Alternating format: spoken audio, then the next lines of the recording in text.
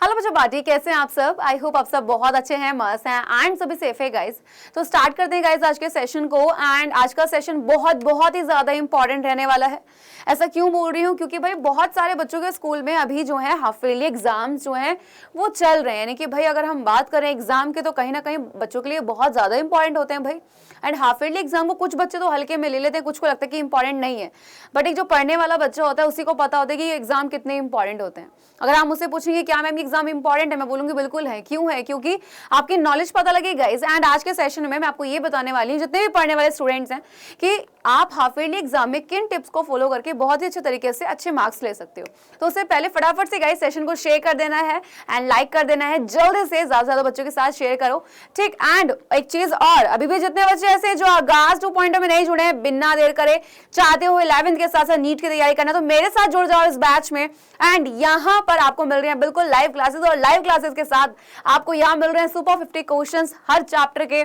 आपके classroom slides मिल रही हैं, हर क्लास की होमवर्क आपको दिया जाता है, चैप्टर टेस्ट आपके यहाँ पर होते हैं, और साथ ही साथ इंग्लिश और हिंदी भी मिल रहा है जो आपके परसेंटेज को बढ़ाने में करता है बहुत ही ज्यादा हेल्प। तो अभी बैच में जुड़ने के लिए मुझे कॉल कर सकते हैं, यानी कि आप हमें कॉल कर सकते हैं 0124-715-8250 पर। एक एक करके टिप्पी बात करेंगे। सबसे पहली चीज, आपके हाफ ईयरली एग्जाम जरूरी इसलिए है क्योंकि परसेंटेज मैटर करती है एंड उससे आपको आपकी नॉलेज पता लगती है कि आपको कितनी चीजें आ चुकी हैं यहाँ पे, ठीक है। कुछ बच्चे हल्के में लेते हैं, वो उनकी हेडेक, लेकिन जो पढ़ने वाला बच्चा है उसके लिए तो बहुत ही ज्यादा इंपॉर्टेंट है, ठीक है। अब देखो यहाँ पे दो तरह की कंडीशन आती है कि भाई एक स्कूल का जो टीचर होते हैं ना, उनकी ना एक हैबिट होती है। हैबिट क्या होती है, एंड इस चीज से हम सभी नकार नहीं सकते कि जो बच्चे उनसे पढ़ेंगे वो उसको अच्छे मार्क्स दे देता है कहीं ना कहीं, लेकिन जो बच्चे उनसे नहीं पढ़ते हैं कहीं ना कहीं ऐसे दुश्मन से बन जाते हैं वो।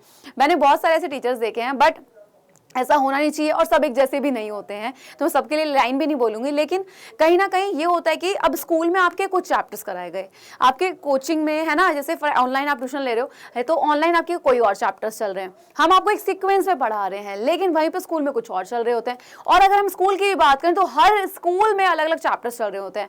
अब हर स्कूल के अलग अलग चैप्टर्स को एक क्लास में कवर कराना वो भी पॉसिबल नहीं है, बिकॉज 11th का सिलेबस तो आप लोग भी जानते हो कि कितना बड़ा सिलेबस है ना।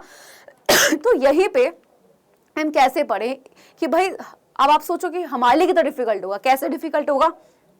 किसी स्कूल में स्टार्टिंग की फर्स्ट यूनिट आ रही है तो किसी में 2 यूनिट आ रही हैं, किसी में वो चैप्टर नहीं आ रहे जो उन 2 स्कूलों में आ रहे हैं। तो भाई ऐसे तो हर बच्चा कंफ्यूज हो जाएगा। और हर क्लास में आप सोचो 11th का एक चैप्टर इतना बड़ा है कि उसको पढ़ने में कितना टाइम लगता है, और एक क्लास में तो सारे चैप्टर्स को कवर करके क्या खिचड़ी से नहीं पक जाएगी? बिल्कुल पक जाएगी। तो ऐसे सिचुएशन में हमें स्मार्टली कैसे खेलना है? तो सबसे पहले बच्चा पार्टी यहाँ पे कुछ नहीं करना है। देखो हाफ ईयरली एग्जाम इंपॉर्टेंट क्यों है ये तो मैंने तुम लोगों को बता दिया। क्यों?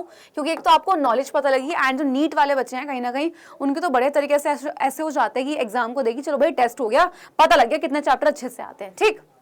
अब यहाँ पे सबसे पहली चीज है कि डेली आपको क्या करना है, सब्जेक्ट को पढ़ना है। डेली मतलब देखो आपके 5 सब्जेक्ट हैं गाइस, है ना। मैं बायोलॉजी की बात करूंगी यहाँ पे, सिर्फ physics, chemistry, biology, Hindi and आपका इंग्लिश, ठीक। ये 3 होते हैं आपके मेन सब्जेक्ट, जिसमें जो बायोलॉजी है ये तो आपका मोस्ट इंपॉर्टेंट है। अब यहाँ पे अगर हम बात करें तो आपका फिजिक्स, केमिस्ट्री, बायोलॉजी, बच्चे का समय जो जाता है वो पूरा इन्हीं में जाता है। अब बच्चे क्या सोचते हैं कि चलो आज फिजिक्स पढ़ लेता हूँ, कल केमिस्ट्री के चैप्टर्स पढ़ लूंगा। नहीं बेटा, डेली ही इनको पढ़ो। आपको फॉर एग्जांपल आपको पता है कि हाफ ईयरली एग्जाम में आपके फिजिक्स के 3 आ रहे हैं, इसके चलो 4 आ रहे हैं, इसके चलो 5 आ रहे हैं।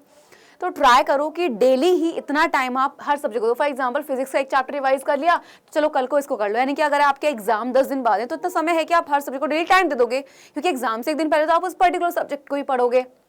तो हर सब्जेक्ट को टाइम देना जरूरी है डेली। हिंदी और इंग्लिश ये भी इंपॉर्टेंट होते हैं। क्यों? क्योंकि परसेंटेज बढ़ती है इनसे। जहाँ आपकी 80% बैठनी होगी, अगर इनको ठीक से नहीं पढ़ोगे तो वो 70 ही रह जाएगी। तो इन पे भी ध्यान देना जरूरी है। एंड परसेंटेज अच्छी जाती है तो कहीं ना कहीं हमें थोड़ा मोटिवेशन सा मिल जाता है। तो सब्जेक्ट को सभी को आपको थोड़ा चाहे थोड़ा समय दो, चाहे आधा घंटा फिजिक्स पढ़ रहे हो, आधा घंटा बायोलॉजी पढ़ रहे हो, लेकिन प्लीज आधा घंटा केमिस्ट्री को भी जरूर दो। यानी कि हर सब्जेक्ट को समय दो डेली। आपके न्यू टॉपिक को शॉर्ट में रिवाइज करो। अब ऐसे बहुत सारे चैप्टर्स हैं बच्चों के पास कि स्कूल में चल रहे हैं। कौन से चैप्टर? भाई स्कूल में चला आपका 3rd चैप्टर, ठीक है। मैंने कहा ठीक है, बहुत सही। अब लेकिन उसी के साथ आपका 8 चैप्टर भी आपके स्कूल के एग्जाम में है, लेकिन वो आपने कहीं से कहीं तक नहीं पढ़ा। अब आपका दिमाग घूम जाएगा, यार पढ़ाई नहीं और एग्जाम में कैसे करें। तो उस टाइम पे आपको क्या करना है, जो भी इंपॉर्टेंट चीजें हैं, यानी कि सबसे पहले तो चैप्टर को एक शॉर्ट में रिवाइज कर लो कि आखिर चैप्टर में टॉपिक कौन कौन से हैं। जब आप ये चीज का रिवाइज कर लोगे कि आखिर चैप्टर में टॉपिक हैं कौन कौन से, तो आपको पता लग गया।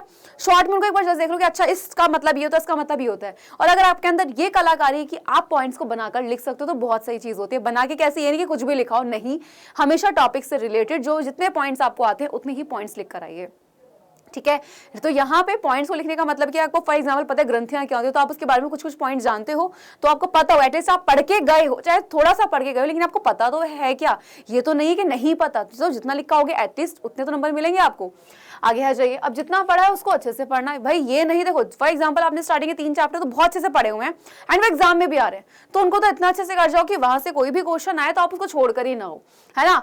एंड यहाँ पर फॉर एग्जाम्पल एक चैप्टर ऐसा भी है कि जो आपने बहुत अच्छे से नहीं भी पढ़ा है एंड उस भी चैप्टर का आपका क्वेश्चन आ रखा है, तो उस चैप्टर को भी आपने एक टॉपिक पढ़ा है कि जो चैप्टर आपका नहीं पढ़ा आपने कहीं पर भी, लेकिन एग्जाम में आ रहा है, उसका आपने एक ही टॉपिक पढ़ा, लेकिन उस एक टॉपिक को भी आपको ऐसे पढ़ना है कि भाई एग्जाम में आ भी जाए तो भी लिखाओ। ये नहीं, ये गिल्ट नहीं रहना चाहिए कि भाई पूरा चैप्टर नहीं पढ़ा। पूरा चैप्टर को तो एक बार रीड आउट करना ही है, एटलीस्ट है क्या चैप्टर में, पता तो होना चाहिए क्या है।